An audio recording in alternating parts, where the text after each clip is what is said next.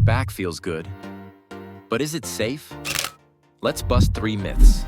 Myth 1. Cracking your back is dangerous. Truth. The pop is just gas releasing from the joint, harmless if done occasionally.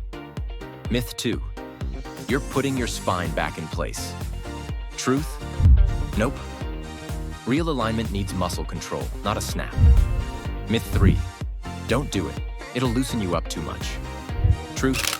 Hypermobility is rare. Most people just need better core stability. So go ahead, crack away sometimes. But fix your posture daily. Small habit, big protection. Follow for more 30-second PT tips.